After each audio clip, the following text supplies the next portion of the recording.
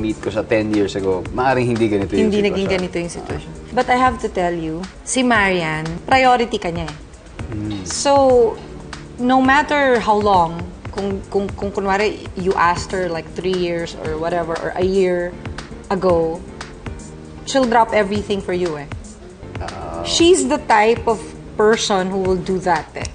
And she's so much, sobrang in love, alam mo yun. Pero nakakatuwa yung ganun ah. Oo, sobra. Nakakatuwa Kaya, nakakatuwa, nakaka-inspire.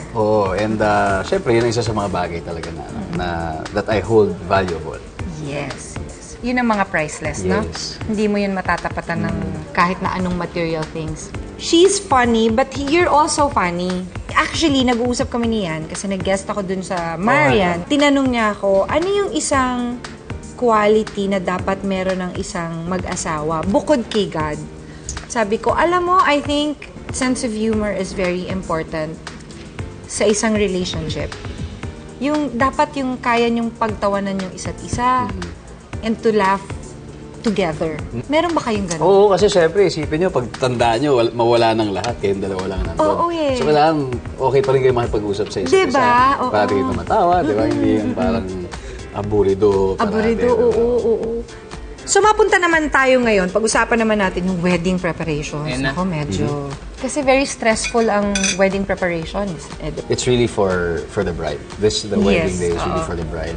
So, everything about her. So, yun ang framework ko sa akin while I'm doing everything. Para kung ano man ang gusto niya, yun To make her happy. To make her happy. So, yun ang direksyon ng lahat.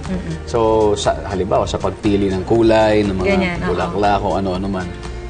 Siya yun. Ako lang mag-execute at sisiguraduhin ko ma-execute ng tama. Eh, bilang director ka, so na-OOC ka sa part na yun, diba? Ayokong medyo ma-involve. Diba? Na-OOC ka talaga. Hindi, pero nag-uusap kami, sabi niya sa akin, involved ka.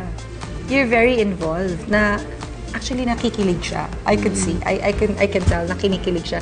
Kahit ano mang mangyari, we always want to keep it very personal. Of course. Wala na masyadong palamuti. Diba? Yung mismong yun lang. Seremonya yun ang mahalaga.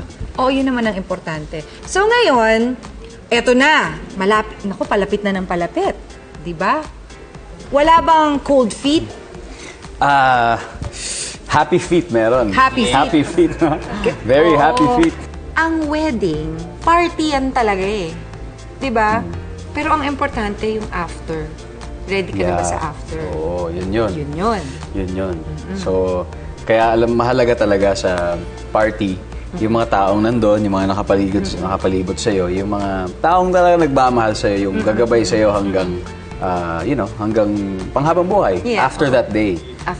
Like, mahalagang makausap at maka-interact mo parati ang iyong mga ninong at ninang. Yes. Kaya nga, thank you very much sa inyo ni Kuya Ogie at tinanggap niyo ang aming imbitasyon. No, actually, we were very